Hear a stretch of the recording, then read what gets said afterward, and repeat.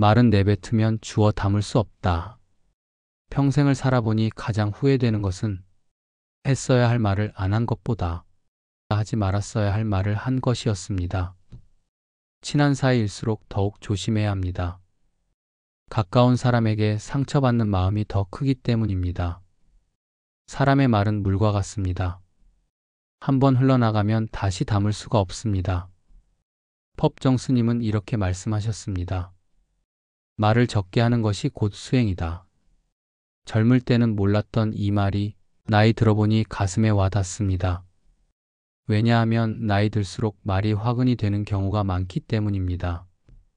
오늘은 그래서 함께 생각해 보고자 합니다.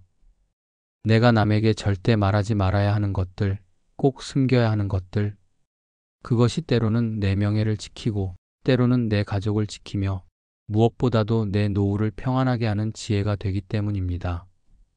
첫 번째, 돈 이야기. 가장 먼저 숨겨야 할 것은 돈입니다.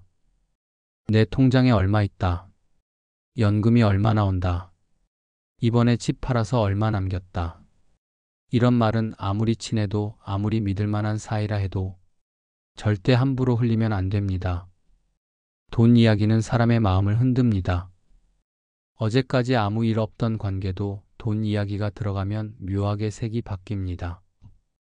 돈 이야기는 질투와 시기를 부르는 지름길이며 심지어는 이용하려는 마음까지 생겨나게 만듭니다. 옛 어른들은 재산은 내 집 울타리 안에서만 말하라 하셨습니다. 남에게 말하는 순간 그것은 재산이 아니라 빚이 되고 올가미가 되기도 합니다. 특히 시니어에게 돈 이야기는 더 위험합니다. 사기꾼들은 외로운 노인, 돈 있는 노인을 가장 먼저 노립니다. 돈 이야기는 내 입에서만 나옵니다. 내가 지키지 않으면 그 어떤 보안장치도 나를 지켜주지 못합니다. 두 번째, 건강 이야기. 두 번째로 숨겨야 할 것은 내 건강의 세세한 이야기입니다. 물론 친한 사이끼리 병원 다녀온 이야기를 나눌 수 있습니다. 그러나 자세한 이야기나 병명 같은 이야기를 자꾸 퍼뜨리는 건 좋지 않습니다.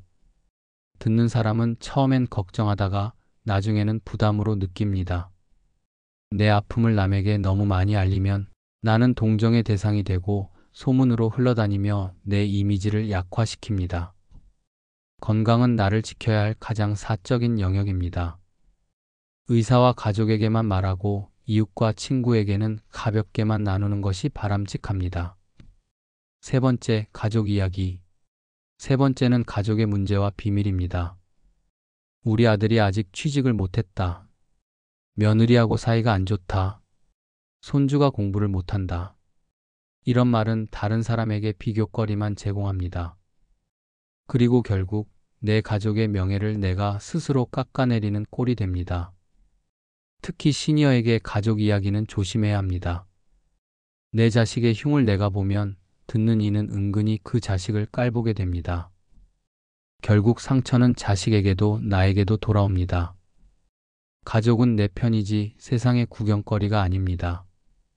그러니 가족 이야기는 집 안에만 두는 것이 옳습니다. 네 번째, 과거의 실수. 네 번째는 내 과거의 흑역사 실수입니다. 이런 이야기들은 아무리 재미로 해도 내 약점으로 돌아옵니다.